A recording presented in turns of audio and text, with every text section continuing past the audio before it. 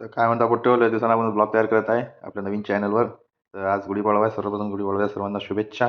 तर आज आम्ही शेतामध्ये आलो. आईनं शेताची पूजा करून घेतली. तर आज आम्ही बनवलो आहे शेतामध्ये रोडगे. शेताची पूजा चालू आहे. आईनं शेतामधली पूजा करून घेतली.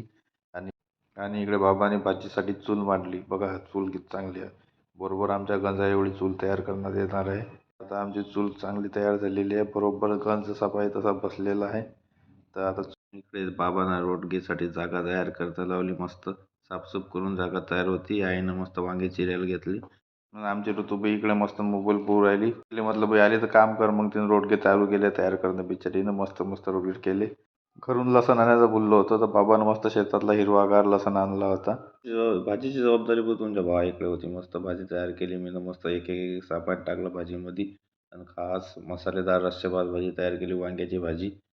भाजी केल्यावर बाबानं रोडगे तयार करण्यास सुरुवात केली. रोडगे तयार होतेच, फक्त त्याला शेका लागत होतं. हे प्रोसेस 2 स्टेपमध्ये होते.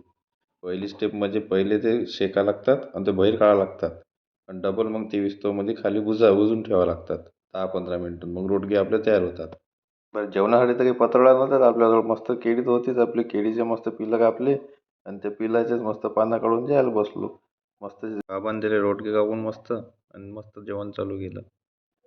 ये मस्त या मग तुम्ही पण जेवायला. आवडलं असेल ब्लॉग तर लाईक करा, सबस्क्राईब करा आणि शेअर करा.